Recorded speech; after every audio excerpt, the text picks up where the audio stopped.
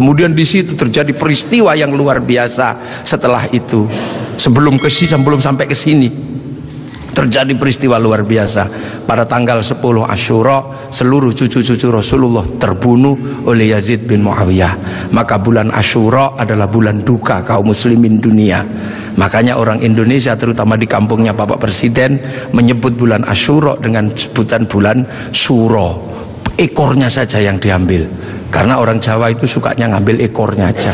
Muhammad diambil mat, Asyura diambil suro. Makanya di bulan Asyura orang berduka karena terbunuhnya cucu Rasulullah.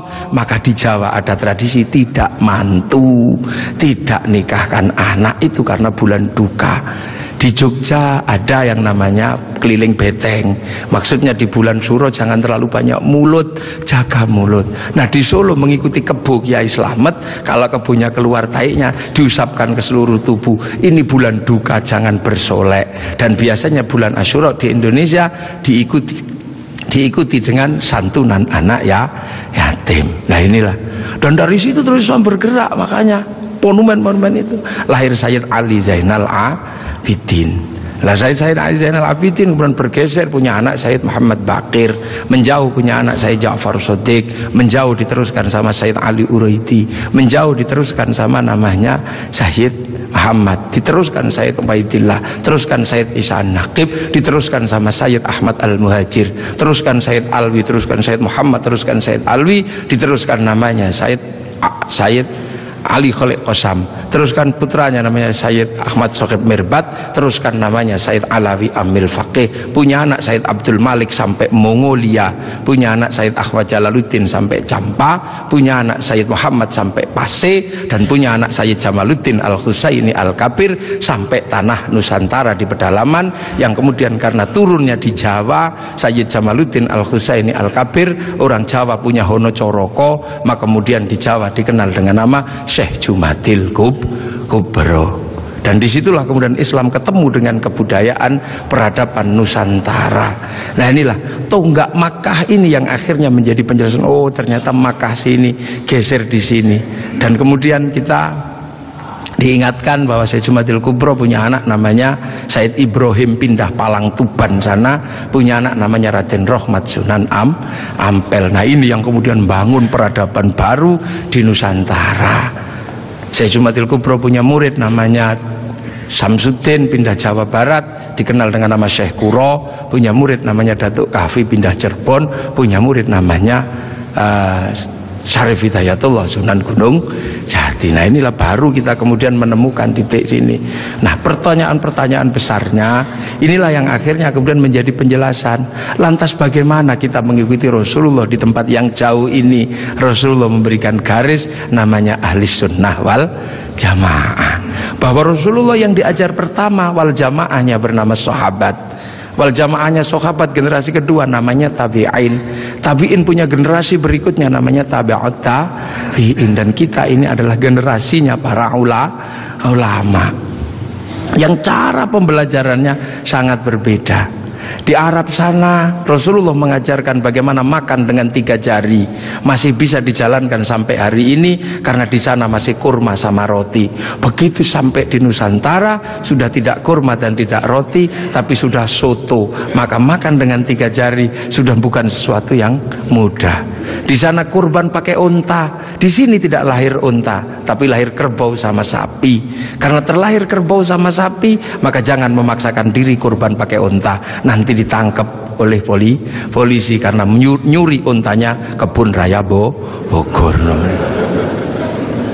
Ini di sana masih bisa pakai jenggot dengan utuh, tapi di sini rasnya adalah ras Mongoloid, sudah tidak punya jenggot. Inilah maka ulama-ulama awal yang datang ke sini tidak pernah ribut masalah simbol-simbol yang tidak bisa dilakukan oleh orang Indonesia. Nah sekarang ini tugas pemerintah, karena banyak orang yang kemudian lupa kedudukan itu, kemudian memaksakan menjadi orang dipaksa langsung ikut seperti Rasulullah. Nah ini yang harus kita pahami, bahwa kita ini berkedudukan sangat jauh. Quran saja berbeda-beda ketika mengajarkan. Di awal Rasulullah Quran tidak ditulis. Kenapa? Karena sahabat apal Quran. Orang apal tidak perlu menulis. Saya apal wajah istri saya, nggak pernah bawa fotonya kemana-mana. Karena saya apal. Makanya ibu-ibu yang fotonya dibawa kemana-mana jangan seneng dulu. Jangan-jangan karena belum apal. Lalu kemudian setelah Rasulullah meninggal, sahabat nulis Quran. Nulis Quran sahabat. Untuk apa? Untuk tabiin yang tidak ketemu Rasulullah. Tiba-tiba generasi sahabat meninggal, tabiin mengajar bawahnya. Qurannya sahabat terlalu pinter, cuman lungkik-lungkik kayak cacing gitu aja. Maka kemudian dikasih titik oleh Abul Aswad Ad-Du'ali. Disebar lagi, generasi pertamanya hilang, titik-titik nggak cukup, maka dikasih fathah, kasroh, dhamma atau syakal. Yang ngasih syakal Syekh Khalil bin Ahmad Al-Farahidi. Disebar lagi, yang baca Quran karena Islam rahmatan lil alamin bukan lagi orang Arab semata. Orang Andalusia baca Quran wadduha, keliru menjadi wadduhe. Ini. Nah, orang Turki mustaqim, mustaqin. Masuk ke Indonesia dibaca oleh orang Padang lakanud, keluarnya lakanui. Karena orang Padang kalau bilang Muhammad Mahamme. Orang Sunda ketika baca alladzina sebagian besar keluarnya alladzina. Begitu masuk ke Jawa ketemu dengan huruf hono coroko. Alhamdu karena punyanya ko gak punya huruf ha, maka alhamdu menjadi alkamdu, al-fatihah menjadi al-fatihah. Ini itu.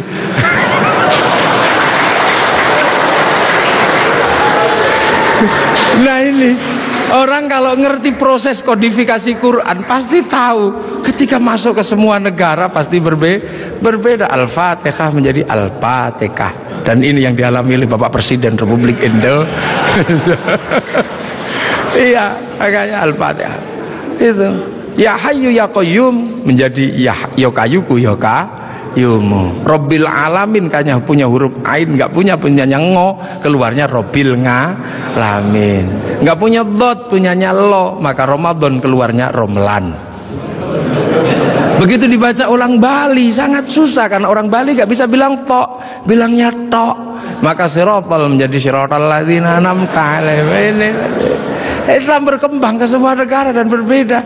Ketika dibaca oleh orang Bugis alaihim, keluarnya alaihing.